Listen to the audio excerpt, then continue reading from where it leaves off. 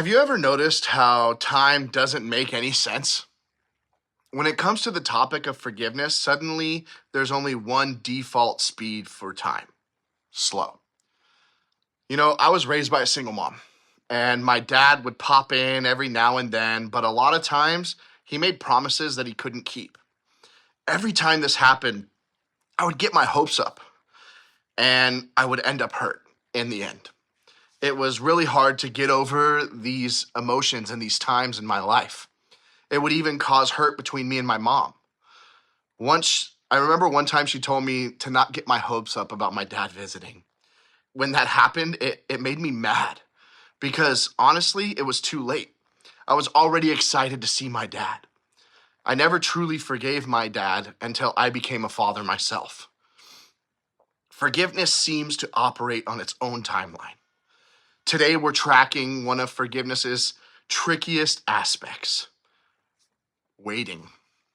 We've all been in this weird limbo after someone's hurt you or you've hurt someone else. Maybe you hurt someone and you need their forgiveness.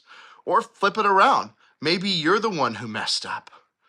And we're left with this uncomfortable reality. Even if forgiveness has been offered or received, things aren't magically returned to normal. Why forgive when things don't change or go back to the way they were right away? It's enough to make you wonder if forgiveness is worth it. What if the waiting isn't just a frustrating side effect, but an important part of the process of forgiveness? One of Jesus' closest followers struggled with this. And I want us to look at a conversation that Jesus had with Peter as a close friend and leader in the church. So this is what happened. Peter came to him and said, "Lord, how often should I forgive someone who sins against me? 7 times?"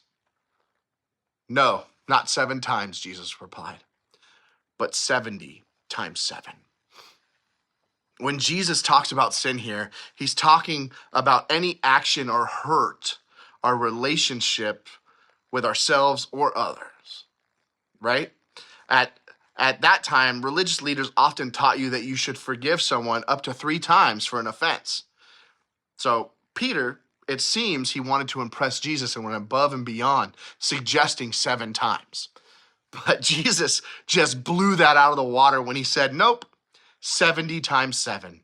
Jesus isn't giving us a literal number of times that we reach that number and then we stop forgiving. He's making a point that forgiveness is an ongoing process. Healing takes time. Jesus' message is about how true forgiveness often requires us to choose it repeatedly, even when it's difficult or we don't see immediate results. Basically, what we learn from Jesus' response to Peter is this: forgiveness takes time. The fact that it takes time doesn't mean it's not working. The waiting, the choosing to forgive again and again is often where the real growth happens. This is how it works with forgiveness. The process of forgiveness is just like the process of waiting. It takes time. This is real forgiveness. It's messy and it has setbacks. It doesn't mean that we should get discouraged on our forgiveness journeys. When we wait and continue to forgive while we're waiting over time, we heal and we grow. So how do we navigate the waiting that comes with forgiveness? Well, I feel that we should recognize that it takes practice. And if we're struggling with it, I feel that we should ask for help. And I think that we should also realize that things won't just go back to the way they were. So we need to remember and accept that things might change. And we also need to remember that it comes down to us. Forgiving my dad took a long time, decades.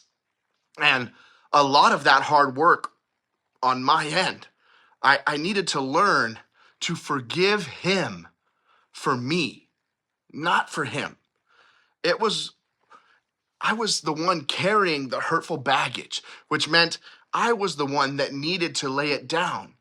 But I found out that I couldn't do it alone, that I needed God's help day after day, month after month to forgive my dad. It's definitely one of the hardest things that I've ever had to do in my life. My real question for all of us is, imagine a world where people understood that forgiveness takes time. That's the power of forgiveness. Not just the act itself, but the patient, persistent choosing of it again and again. So this week and beyond, choose to trust God and embrace the waiting.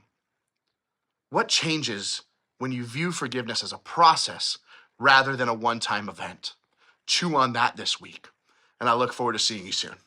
Take care, guys.